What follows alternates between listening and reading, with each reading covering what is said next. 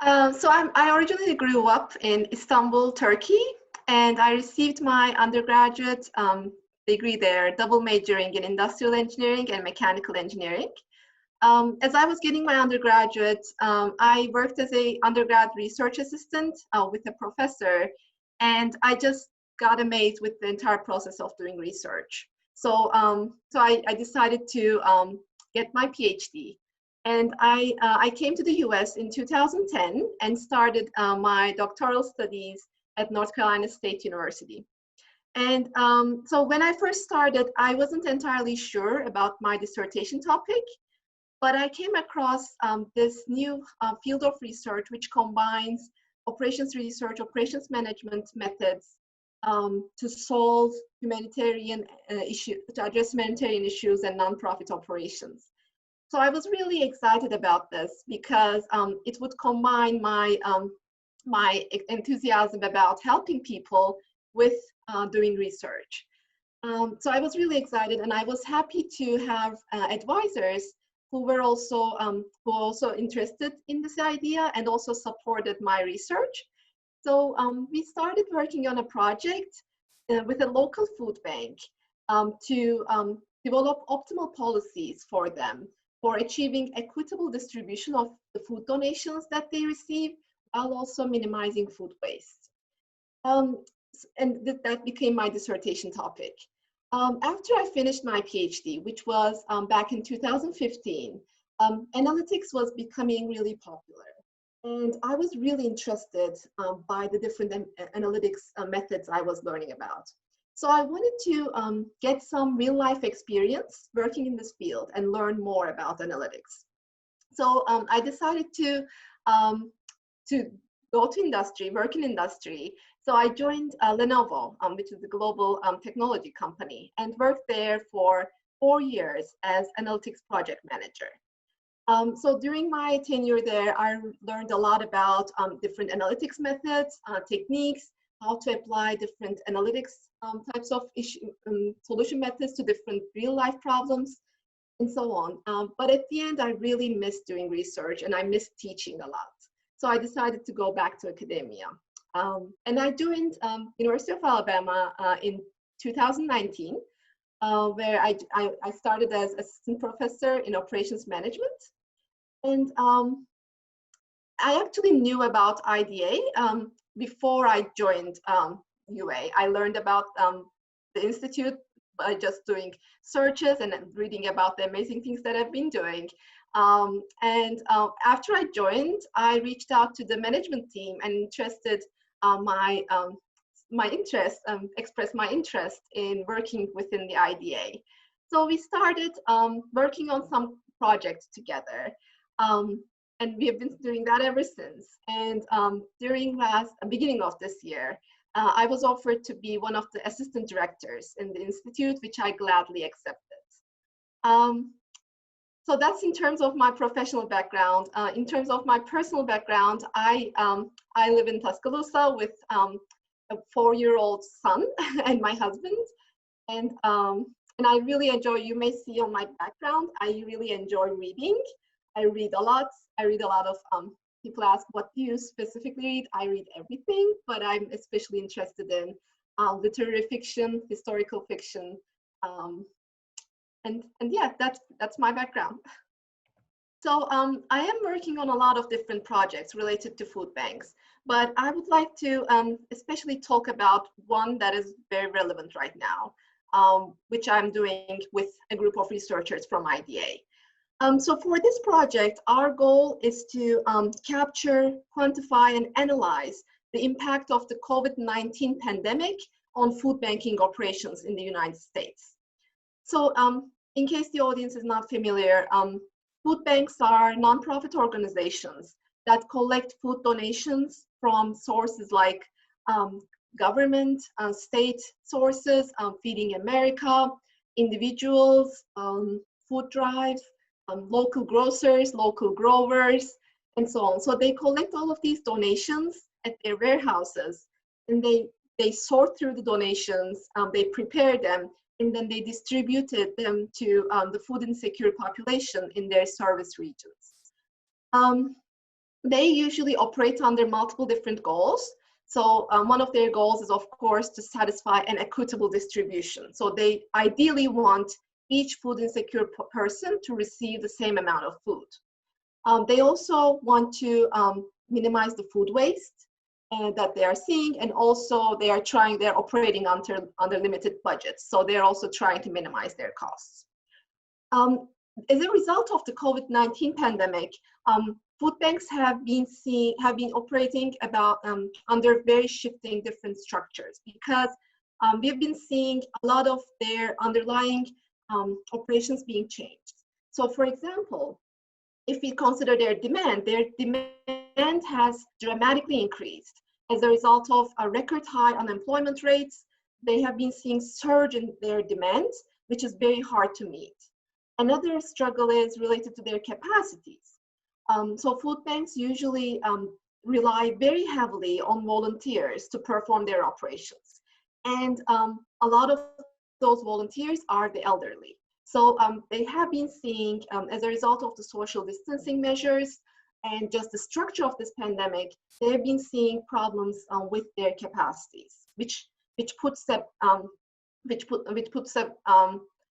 problem, which is a problem for their distribution, because they don't have the enough workforce to be able to distribute the food that they receive to the food insecure population.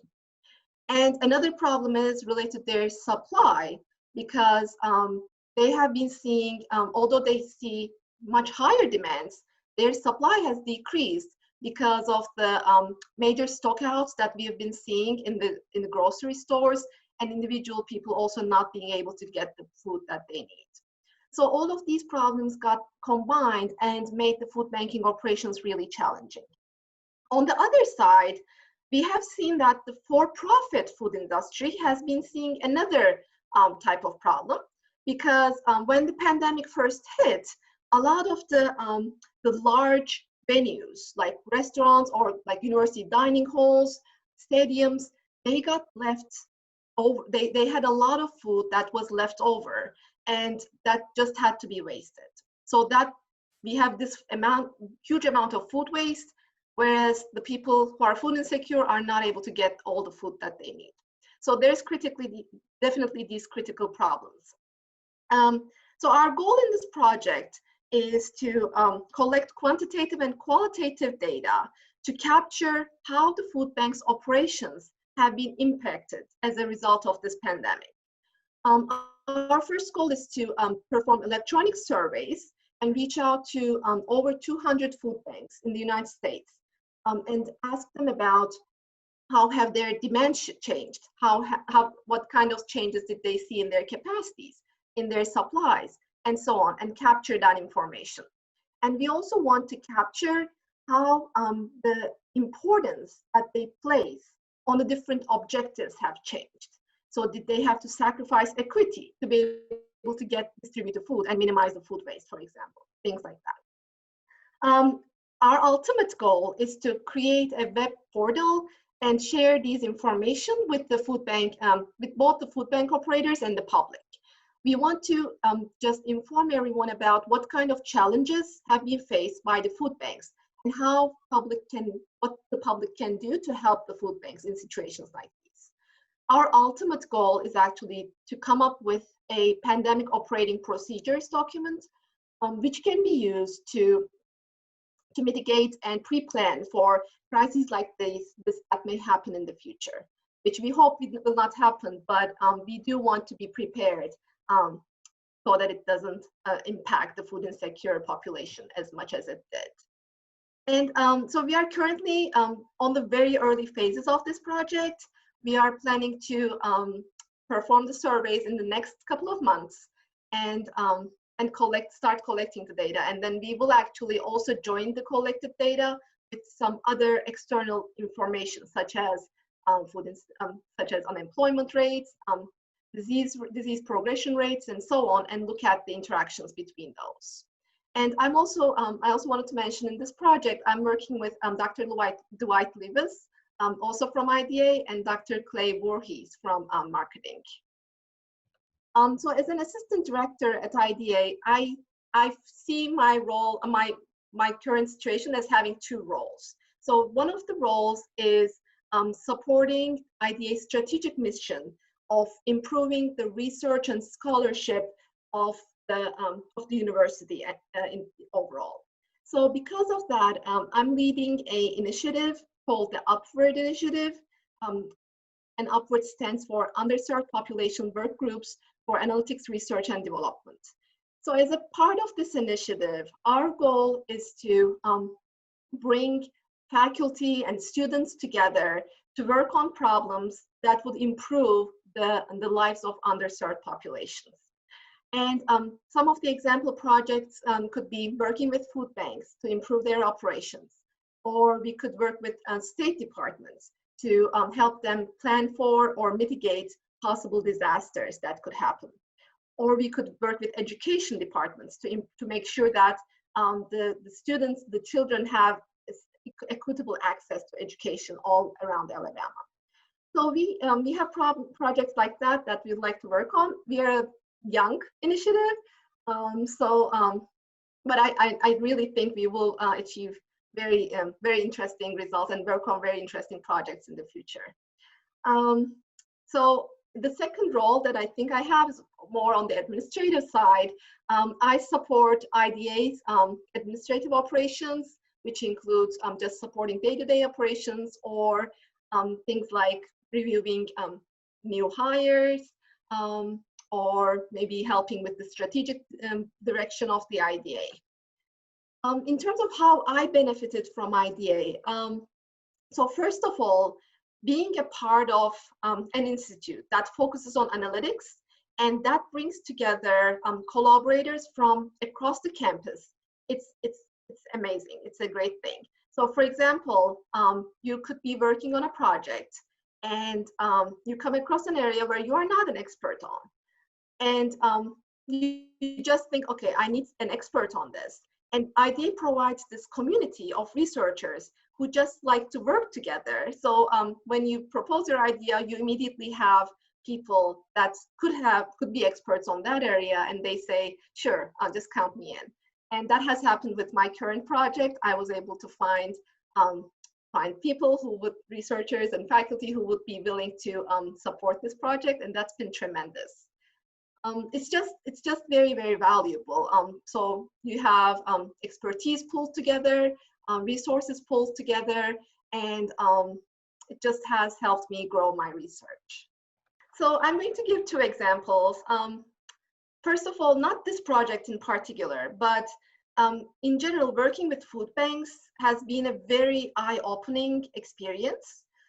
You do not realize until you get into this world that such an immense amount of food insecurity exists, even in a country like the US.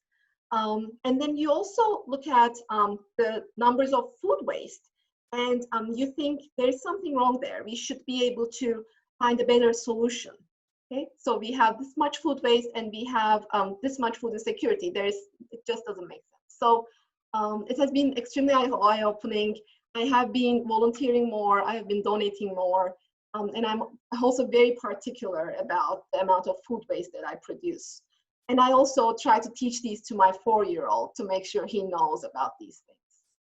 And in this project particularly, so I think it's through my research on how the food banks have been affected by the COVID-19 pandemic, I think I was able to see a side of COVID that most people don't see. So for example, some of the studies project that by the end of 2020, COVID-19 will cause more deaths due to hunger than from virus infections, which is unbelievable.